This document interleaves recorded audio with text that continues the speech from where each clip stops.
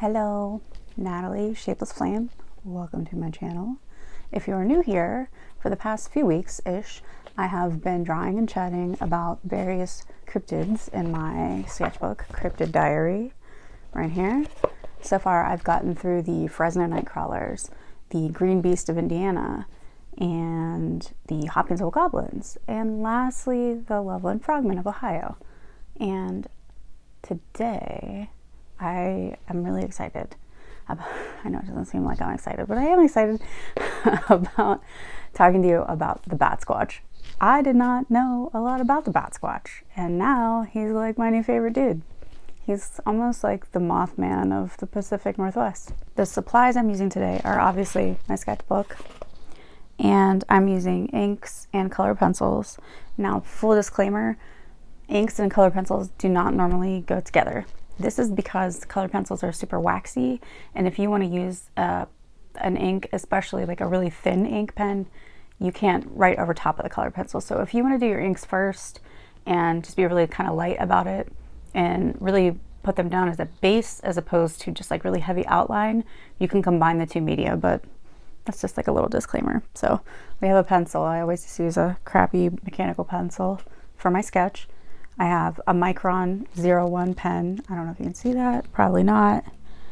I have 3 yellow colored pencils for shading, 2 blue colored pencils for other stuff, 2 green colored pencils for like pine and background stuff, and then we have a black and a gray that I use for the feet of the creature and just like some other shading stuff. As always, if you would like a transcript of today's video, you can subscribe to my Critters and Cryptids newsletter in the link below. It is, these cryptid deep dives, additional artwork, updates on what I'm doing otherwise with, shows that I'm doing, maybe deals that I'm offering in my shop, things like that. I will also post Small Joys with Mothman, which is my ongoing comic series that's available exclusively through that newsletter. And then occasionally I'll pepper in some other little like critter comics and stuff like that. It's always free. There's an option to pay me monthly if you'd like to support my work, but it's not, please don't feel obligated. I put a lot of work into that, so I'd really love it if you subscribed. It's labor of love. Without further ado, let's get into it, shall we? The Batsquatch.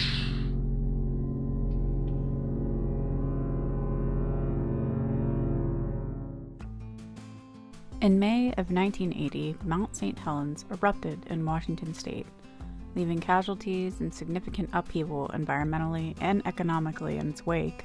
It is regarded as one of the worst volcanic eruptions in the history of the United States. Just 3 hours northeast of Mount St. Helens, amidst wildflowers, the sweet smell of mud and earth, and acres of dense, ancient forests, towers yet another Washington volcano, Mount Rainier.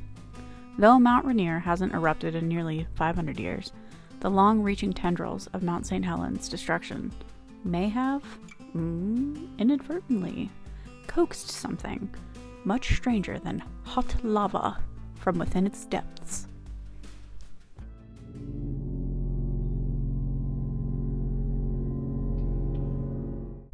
It's April 1994, around 9:30 p.m. An 18-year-old named Brian Canfield's truck breaks down just outside of Mount Rainier in Washington state. Flustered, he hops out of the truck, pops the hood, and checks the engine. No signs of anything out of the ordinary. The oil looks good. The lights are still on, so the battery can't be dead. It doesn't feel like it's overheating. He blows on a couple things like it's a Nintendo game, tightens a couple knobs, picks out a few dried leaves, and frustratingly just slams the hood shut. The wind starts picking up rather abruptly, so he heads back to the cab to plot his next move. At this point, Brian says the wind had gotten so intense that it started to rock his vehicle back and forth like a boat on choppy seas. That's when he saw something illuminated in his headlights. 2 hypnotic yellow eyes with pupils like crescent moons, calmly just staring back at him. The beast stood at about 9 feet tall, the rest of its face almost like that of a dog, and it had prominent white fangs. It was covered in bright blue fur, had feet like a bird, and 2 sprawling, leathery bat wings. They stared at one another, transfixed for what felt like forever. The creature then just flapped its wings and burst into the air, taking off toward the mountain on the horizon.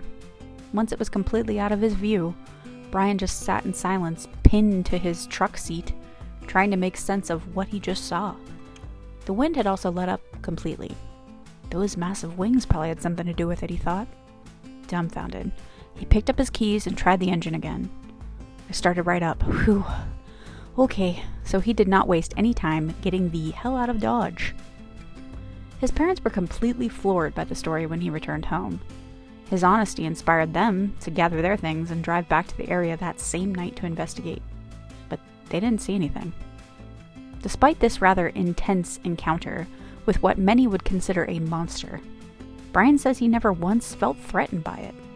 In his interview with reporter C.R. Roberts of Tacoma, Washington News Tribune, Brian says his senses felt very heightened, and he sort of felt out of place, almost like he was not meant to behold this creature. Maybe it was like some other universe had converged with his own, a brief thinning of the veil between our reality and a reality we were never really meant to know or understand. After Canfield cleverly dubbed the creature Batsquatch, a few more locals came forward with accounts of their own. A local liquor store owner, Butch Whitaker, claims to have spotted Batsquatch while out flying his personal plane. I certainly hope you weren't sampling your products while up there scooting around in the sky, old Butchie. Not to disparage the man, but it's just worth pointing out. He says the creature flew next to his plane for several minutes before course correcting and disappearing from view. This is very Mothman-like, if you ask me. According to Lisa Godfrey's American Monsters, in July 2011, a family submitted a story to a Texas publication called The Gate to Strange Phenomena, with a story of a giant bat-like creature traipsing around their heavily wooded property in Tacoma, Washington. The description is a bit different from Canfield's original sighting. They said that this creature had light gray skin, giant bat wings, and emitted a piercing shriek as it flew away. I will not imitate it. I do not want to destroy your eardrums, but apparently it was really loud. They also reported several of their farm outside cats had disappeared from the property, also very similar to the story of Mothman making off with people's dogs. So, was their sighting Batsquatch 2? Or another mystery entirely? Everyone's always like, Appalachia this, Appalachia that, but it sounds like the Pacific Northwest could give us a run for our money. Or could it be that the world is just a lot stranger than we think?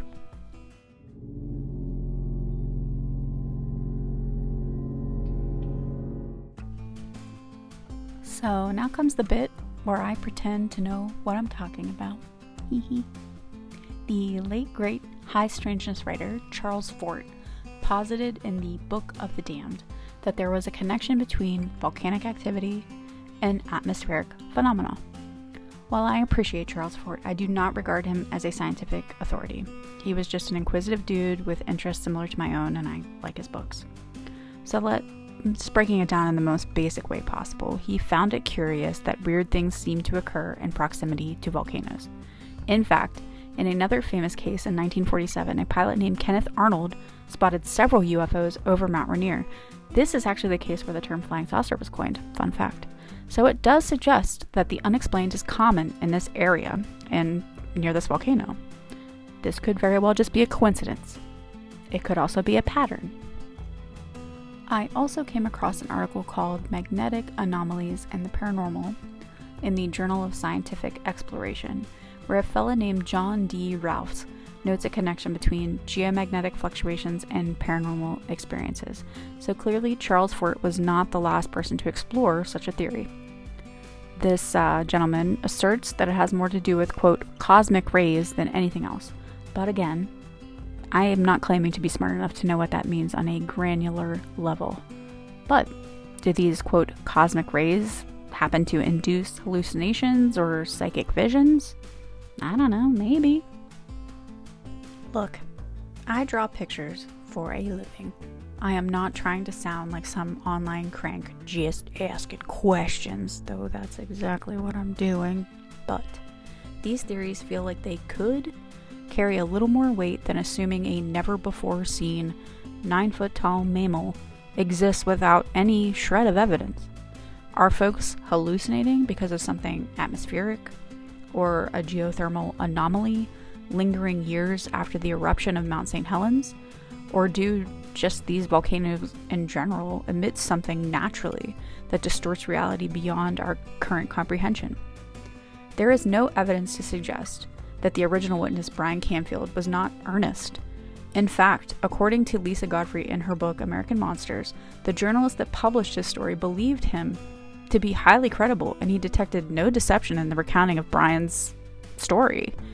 He was not known to be a teller of tales. He was just a normal kid that claimed to see something that was very decisively not normal.